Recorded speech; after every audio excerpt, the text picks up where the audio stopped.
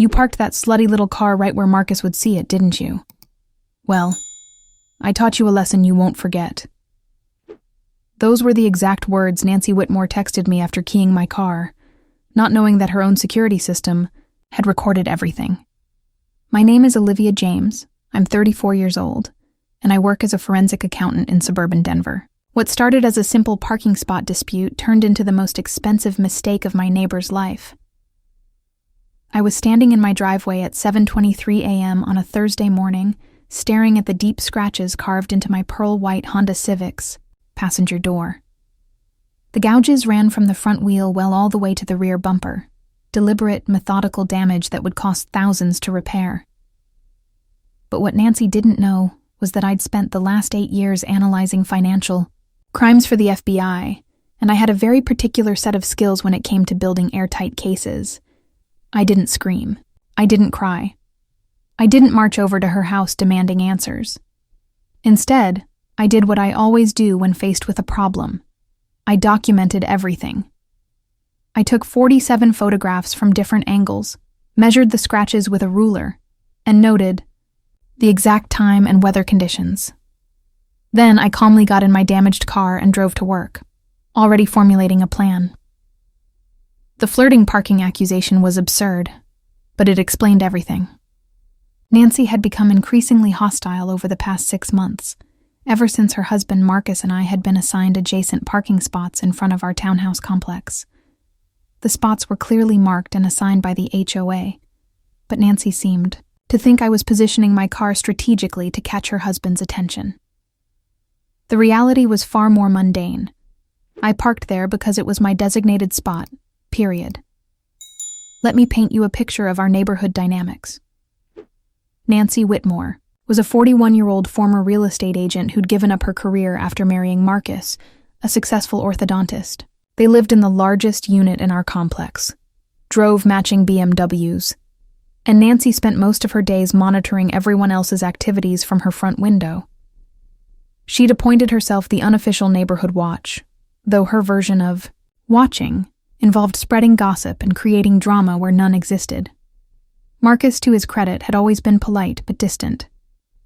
Our interactions were limited to brief waves and the occasional good morning when we happened to leave for work at the same time.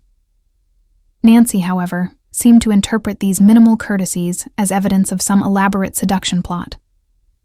She'd made snide comments about my inappropriate work attire, standard business casual, my suspicious schedule, I worked normal business hours, and now, apparently, my provocative parking.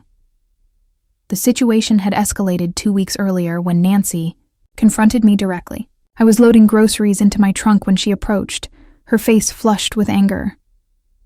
"I see what you're doing," she'd said, arms crossed over her chest. "Parading around in your tight skirts, washing your car in the driveway, always managing to be outside when Marcus gets home." I'd looked down at my grocery-stained sweatpants and oversized t-shirt, genuinely confused. "Nancy, I'm just putting away groceries. And I wash my car in the driveway because that's where the water spigot is." But logic wasn't going to penetrate her paranoid fortress. She'd stormed off, muttering about home-wrecking career women and knowing exactly what type of person I was dealing with. That night, I'd made a decision that would prove crucial later. I ordered a dash cam system with both front and rear cameras, plus a motion-activated parking mode. After 8 years of forensic work, I'd learned that the best defense against crazy is documentation. The cameras arrived 3 days later, and I'd installed them immediately. Nancy had keyed my car exactly 9 days after that. Now, standing in my kitchen with my laptop open, I began building my case. The first step was accessing the footage from my dash cam.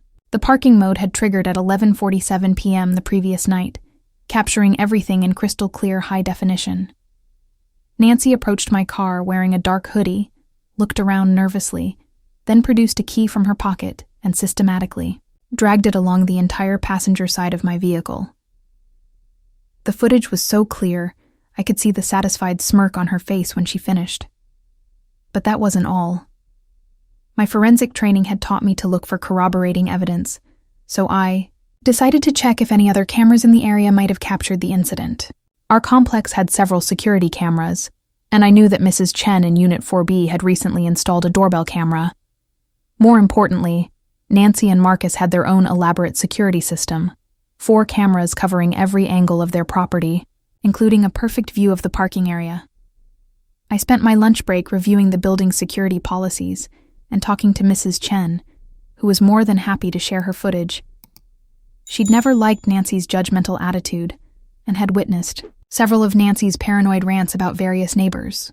The doorbell camera had captured Nancy's approach and retreat, providing another angle of the vandalism. The real breakthrough came that evening when I received Nancy's text message. "You parked that slutty little car right where Marcus would see it, didn't you? Well, I taught you a lesson you won't forget. Next time, keep your distance from my husband or it'll be more than just scratches." I screenshot the message immediately, then backed it up to 3 separate cloud storage accounts. Nancy had just provided written confession, motive, and a threat of future violence. She'd essentially built my legal case for me, but I wasn't done. Gathering evidence. Over the next 2 days, I conducted a thorough investigation into Nancy's background, using the same techniques I employed in financial fraud cases. What I discovered was illuminating. Nancy had a history of similar behavior with previous neighbors, including 2 incidents that had resulted in police reports, though no charges were filed. She'd also been involved in 3 different HOA disputes, each involving accusations of inappropriate behavior by other residents. More interesting was what I found about the couple's finances. Public records showed that Marcus had recently taken out a significant loan against his practice, and their mortgage had been refinanced twice in the past 18 months. The matching BMWs were both leased at premium rates, and Nancy's credit card showed patterns consistent with someone living beyond their means. This information would become relevant later. I also reached out to my network of legal contacts from my FBI days. My former colleague Sarah Martinez had left the bureau to start her own law firm specializing in property damage and harassment cases. When I explained the situation and showed her the evidence, her eyes lit up. "Olivia, this is the most clear-cut case of vandalism and harassment I've seen in years," Sarah said, reviewing the video footage. The confession text was incredibly stupid on her part. "We can pursue both criminal charges and civil damages." "What kind of damages are we talking about?" I asked. "Well, there's the cost of repairs, which will be significant given the extent of the damage. But there's also the diminished value of your vehicle, potential harassment damages, and punitive damages if we can prove a pattern of behavior. Plus, if she's done this before, we might be looking at enhanced penalties." The repair estimate came back at $8,400. The scratches had gone through multiple layers of paint and required extensive bodywork. Combined with the diminished value assessment of $3,200, we were looking at over $11,000 in direct damages. But Sarah was confident we could pursue much more, given the clear evidence of intentional harassment and the threatening text message. We filed the police report first, presenting the video evidence and text confession. Detective Rodriguez, who handled property crimes, was amazed by the quality of the documentation. "In 15 years of police work, I've never seen a vandalism case with this much evidence," he said. "Usually it's he said, she said with no witnesses. You've basically done our investigation for us." Nancy was arrested the following Tuesday morning. I watched from my kitchen window as the police car pulled up to her house at 7:15 a.m. She answered the door in her bathrobe, clearly expecting a routine conversation.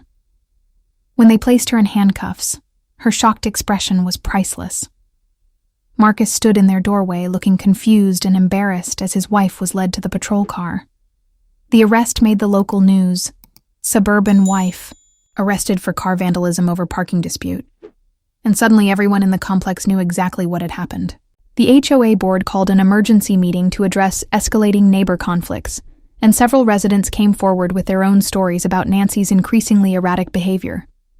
But the real surprise came 3 days later, when Marcus showed up at my door. He looked haggard, his normally perfect appearance disheveled. "Olivia, I need to apologize," he began. "I had no idea." "Olivia, I need to apologize, Marcus began, running his hands through his usually perfect hair.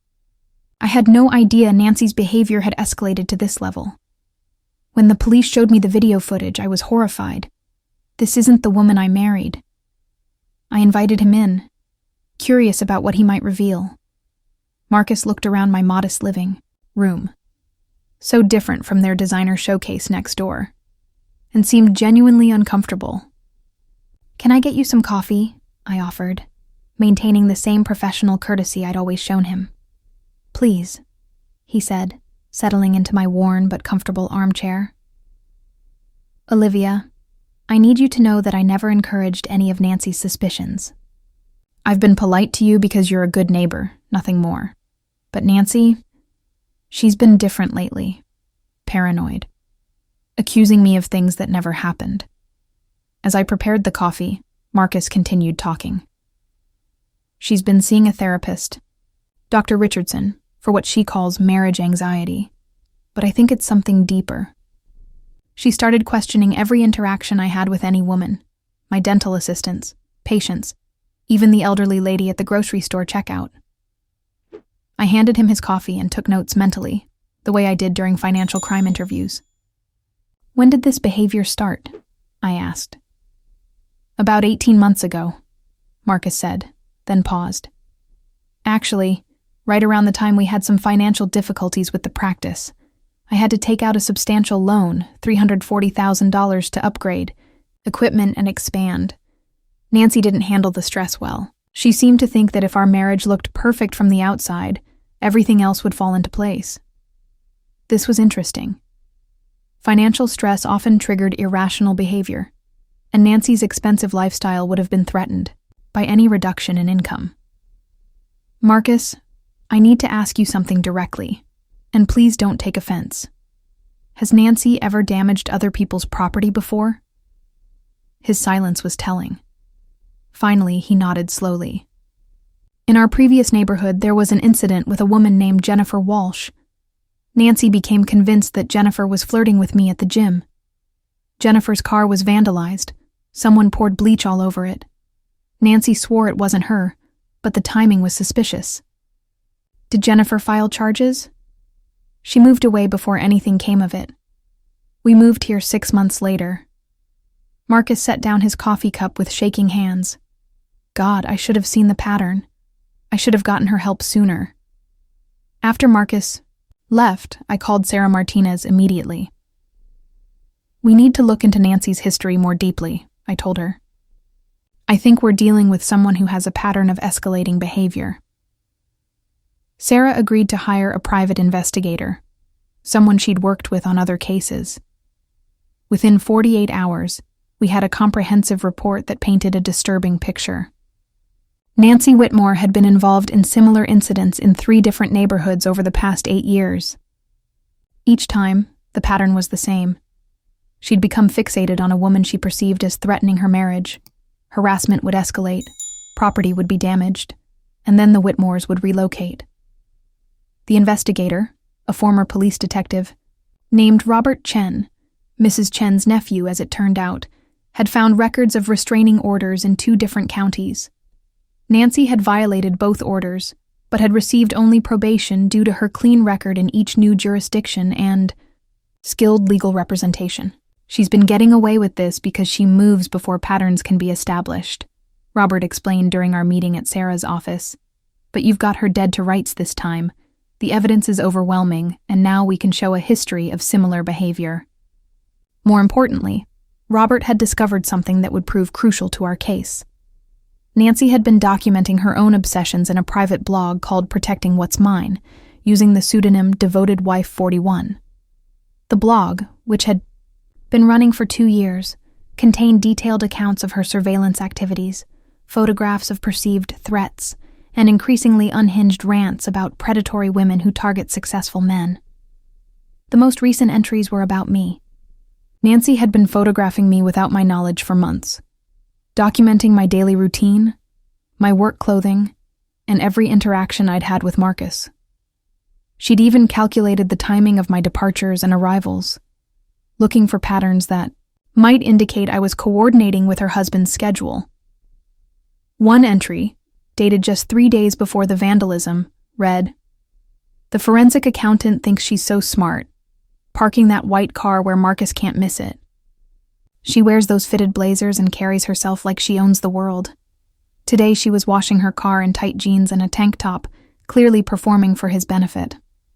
Something needs to be done before she destroys my marriage." Sarah was ecstatic. "This blog is a gift from the legal gods," she said, scrolling through months of documented harassment. "She's created a detailed record of premeditation, stalking, and obsessive behavior. Plus, she's posted photos of you without consent, which adds privacy violations to our list of claims." The criminal case was progressing rapidly. Nancy had been charged with felony vandalism due to the amount of damage, plus misdemeanor harassment based on the threatening text messages. Her attorney, Donald Fitzpatrick, the same lawyer who'd helped her avoid consequences in previous incidents, was pushing for a plea deal. But the discovery of the blog changed everything. The district attorney, Patricia Vance, called Sarah directly. "We're upgrading the charges," she said. "With the evidence of stalking and the pattern of behavior across multiple jurisdictions, we're looking at enhanced penalties. Ms. Whitmore is facing potential jail time." Nancy's response to the enhanced charges was exactly what I expected from someone with her psychological profile. She doubled down. Through her attorney, she filed a countersuit claiming I had seduced and entrapped her husband, causing her severe emotional distress. She also accused me of deliberately provoking her and claimed that I had somehow hacked her blog and fabricated the entries. The countersuit was so frivolous that Sarah actually laughed when she read it. "She's basically admitting to everything, while trying to blame you for her crimes," Sarah explained. "This is what happens when someone refuses to accept responsibility for their actions." But Nancy wasn't done. The following week, I discovered that someone had been going through my mail and leaving anonymous notes on my car windshield. The notes contained accusations about my character and warnings to stay away from married men. I suspected Nancy, but she was under strict orders from her attorney not to contact me directly. The truth came out during a HOA meeting that had been called to address the ongoing neighborhood disturbance. Nancy attended despite Sarah's advice that she maintain a low profile. She couldn't help herself. When HOA President Gerald Morrison asked for statements from affected residents, several neighbors spoke about feeling uncomfortable with Nancy's behavior.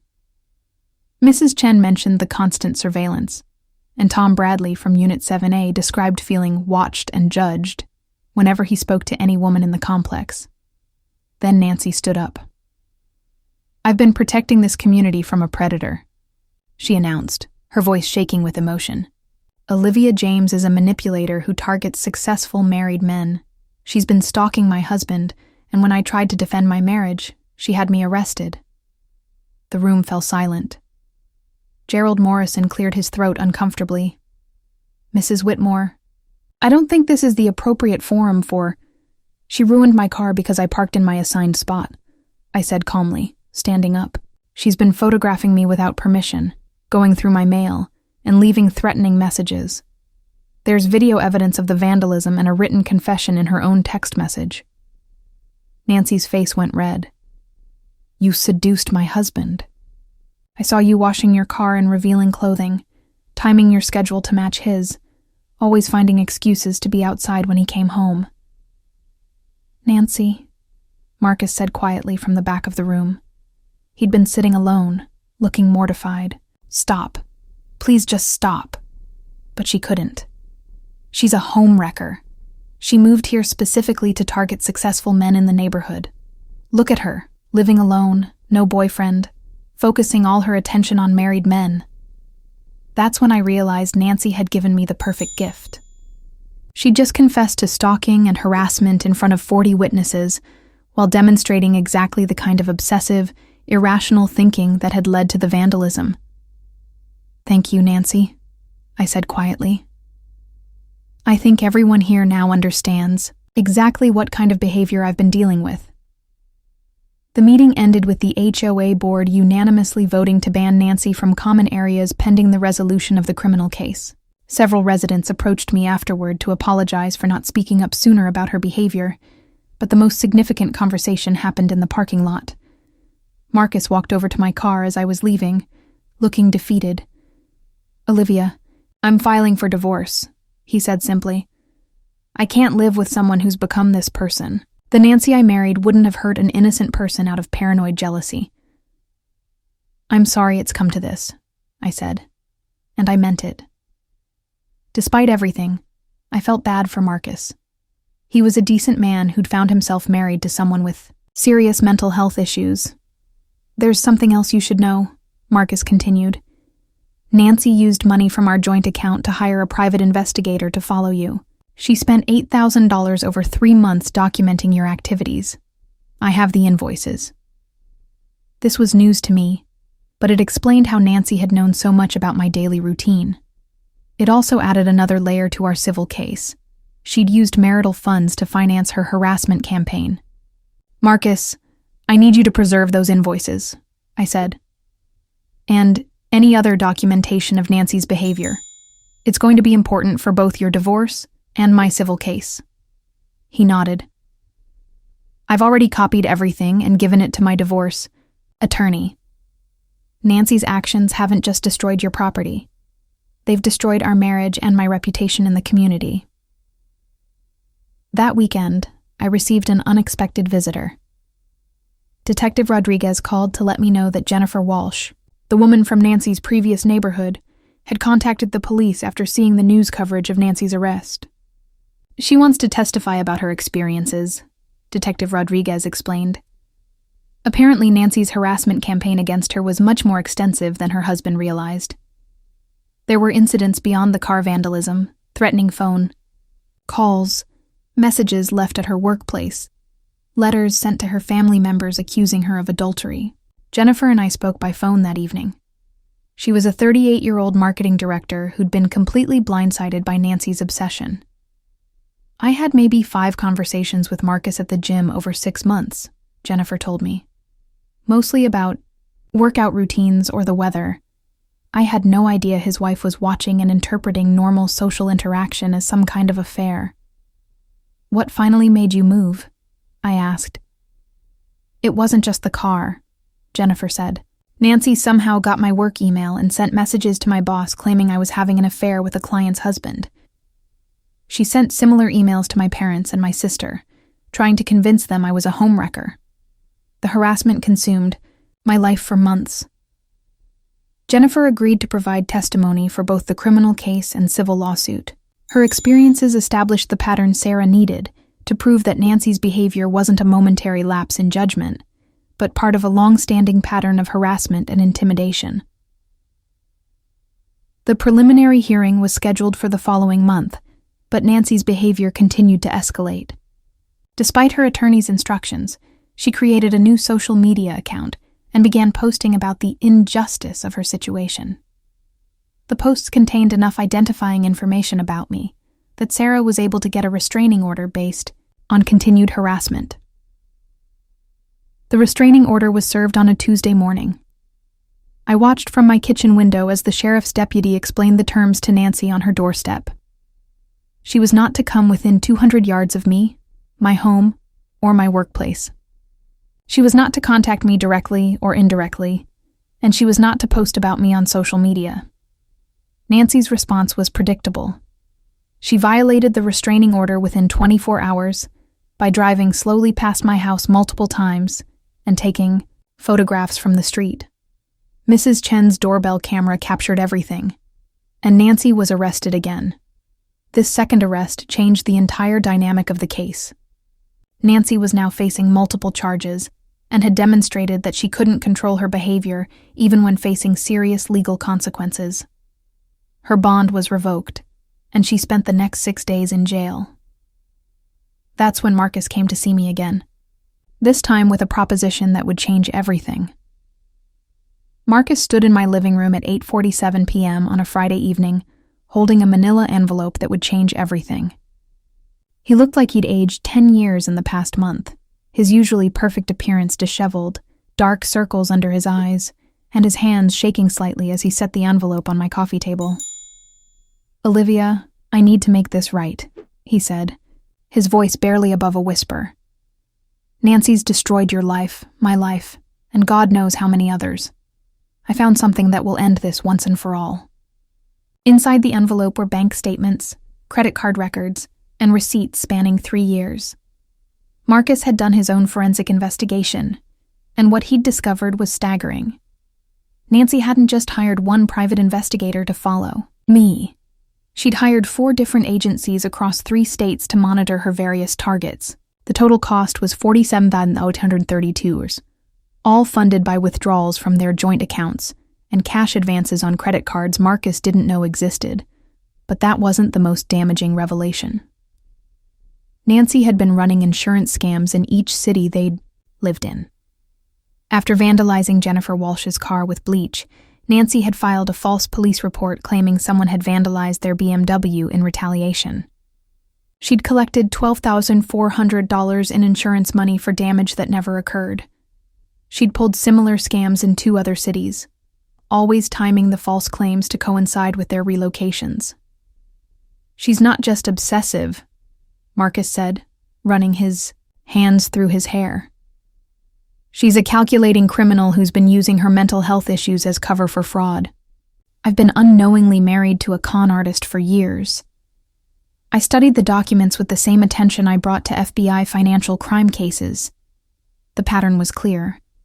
Nancy would identify a target, escalate harassment until they moved away or filed complaints, then claim she and Marcus were being persecuted. She'd file insurance claims, sue for emotional distress, and even apply for victim compensation funds. Over 8 years, she'd collected over $89,000 through various fraudulent schemes. "Marcus, you realize what this means?" I said, looking up. "From the bank statements. Nancy isn't mentally ill. She's running a sophisticated long-term fraud operation. The obsessive behavior about other women is just her method of creating believable conflicts." His face went pale. "You're saying she deliberately targeted you?" "Look at the timeline." I pointed to the earliest bank statement. "She started researching me 3 weeks before they even moved in. She knew I was a forensic accountant, that I lived alone, and that I made a good salary. I wasn't a random target. I was a carefully selected mark." I called Sarah immediately. Within an hour, she was sitting in my living room reviewing the evidence, with the same amazement Detective Rodriguez had shown weeks earlier. "This changes everything," Sarah said, spreading the documents across my dining table. "We're not dealing with harassment anymore. This is organized fraud, identity theft, and racketeering." The next morning, Sarah and I met with Federal Agent Patricia Williams, a white-collar crime specialist I'd worked with during my FBI days. Agent Williams took one look at the evidence and opened a federal investigation. Nancy's crimes had crossed state lines and involved mail fraud, wire fraud, and organized financial crimes, all federal offenses with serious penalties. "Ms. James, you've essentially handed us a complete case file," Agent Williams said. "The documentation is meticulous, the financial trail is clear, and we have enough evidence to pursue both criminal charges and asset forfeiture." But Nancy wasn't finished. Even from jail, she was trying to manipulate the situation. She'd convinced her cellmate, a woman named Rita Morrison, to call me and offer to negotiate a settlement on Nancy's behalf. Rita claimed Nancy was willing to drop all charges against me if I agreed to withdraw my civil suit and pay her legal fees. I recorded the conversation, of course. Rita unknowingly provided evidence of witness tampering, obstruction of justice, and continued harassment from jail. When I played the recording for Detective Rodriguez, he just shook his head. She really can't help herself, can she? The federal investigation moved quickly. Agent Williams's team traced Nancy's fraudulent activities across 4 states and discovered she'd been running these schemes for over a decade. They found fake documents, forged insurance claims, and evidence that Nancy had stolen identities from some of her targets to open credit accounts. Most shocking was the discovery of Nancy's business plan. Hidden in encrypted files on her laptop were detailed profiles of dozens of potential targets, mostly successful single women living near affluent married men. She'd researched their backgrounds, financial situations, and social media presence, looking for the perfect combination of vulnerability and assets.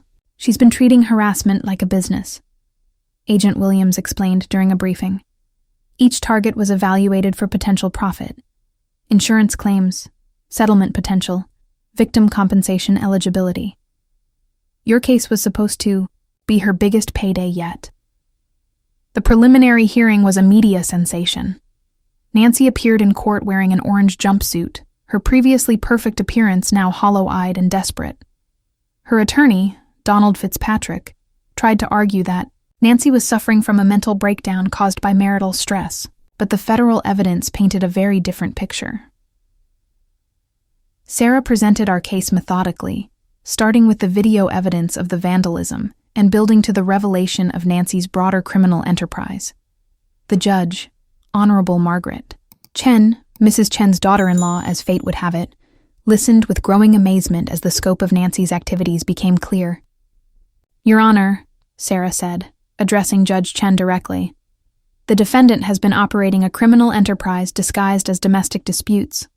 She's defrauded insurance companies, filing false police reports, committed perjury, and engaged in systematic harassment across multiple states.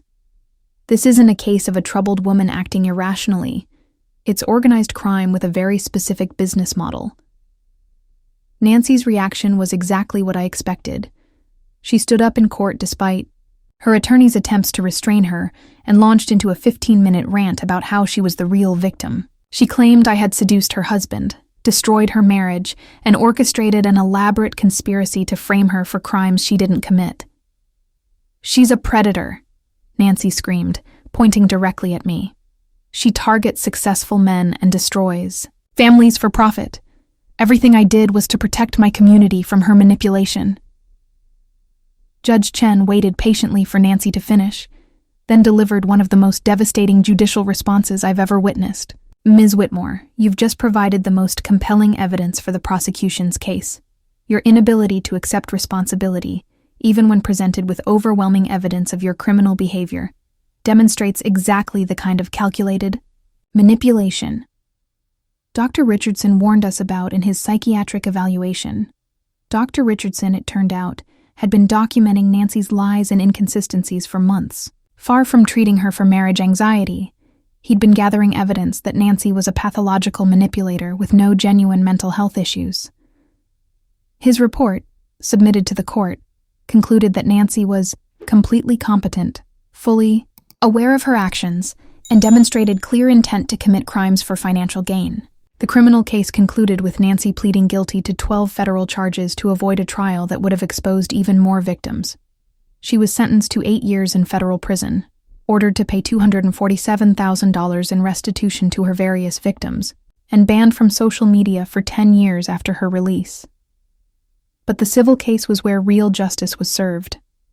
Sarah had built an airtight case for both compensatory and punitive damages.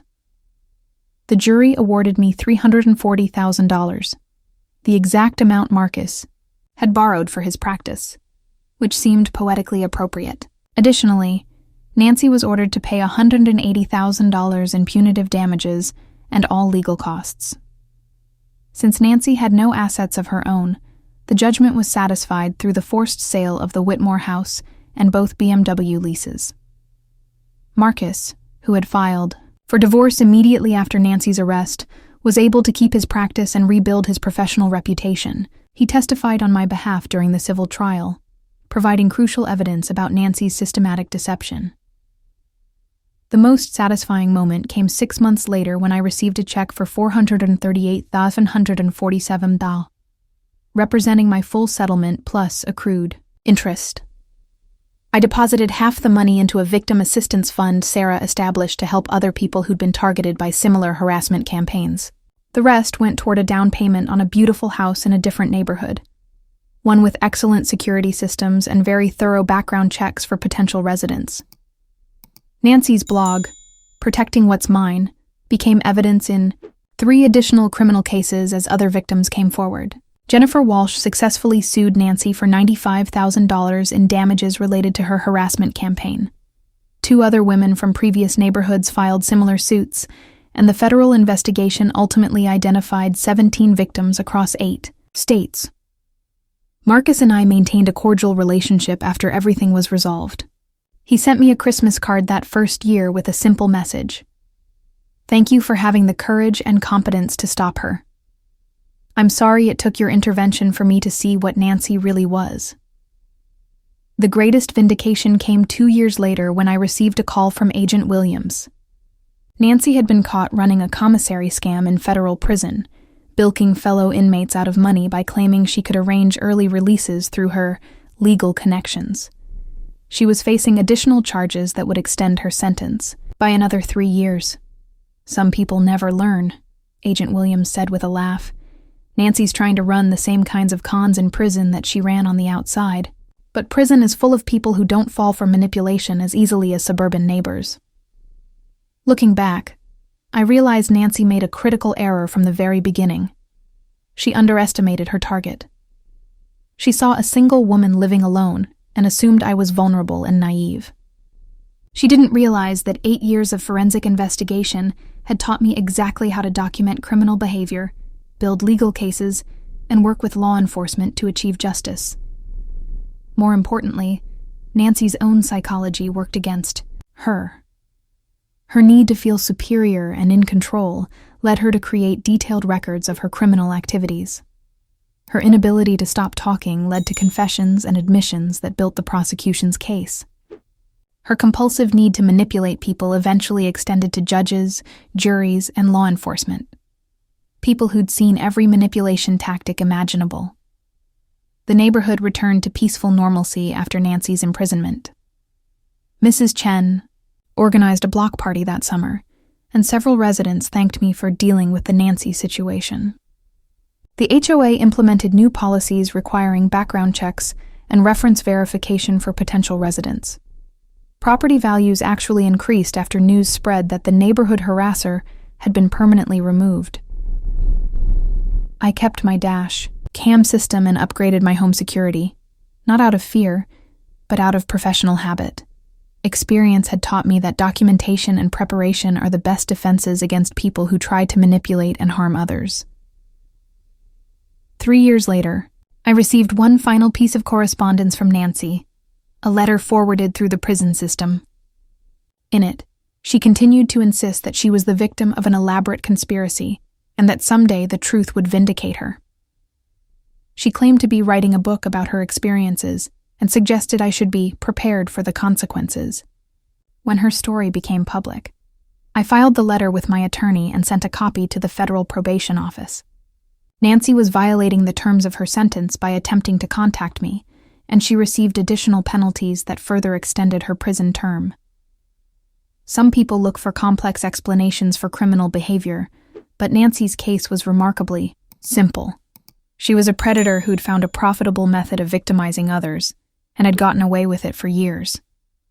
The only difference in my case was that she finally encountered someone with the skills, resources, and determination to fight back effectively. The most important lesson I learned wasn't about defending myself against harassment. It was about the power of patience, documentation, and understanding that sometimes the best revenge is simply letting criminals destroy themselves through their own actions. Nancy's compulsive need to commit crimes, lie about her behavior, and manipulate everyone around her ultimately provided all the evidence needed to ensure she faced appropriate consequences. Today, I still live in that secure neighborhood, still work as a forensic accountant, and still maintain cordial relationships with neighbors like Marcus, who rebuilt his life and eventually remarried a wonderful woman named Dr. Sarah Kim, a fellow orthodontist who treats him with genuine respect and kindness. Nancy Whitmore remains in federal prison, serving what will likely be an 11-year sentence when all her violations are calculated. Her business model of harassment and fraud was ultimately far less profitable than she'd anticipated. Sometimes karma needs a little help from good documentation and competent legal representation, but it always finds a way to balance the scales of justice. The pearl white Honda Civic was repaired to perfection and served me faithfully for 3 more years before I upgraded to a silver Tesla Model S, purchased entirely with money from Nancy's settlement. Every time I park in my new assigned spot, I remember the valuable lesson Nancy taught me. The best defense against manipulators is truth, patience, and the willingness to let them destroy themselves through their own criminal stupidity.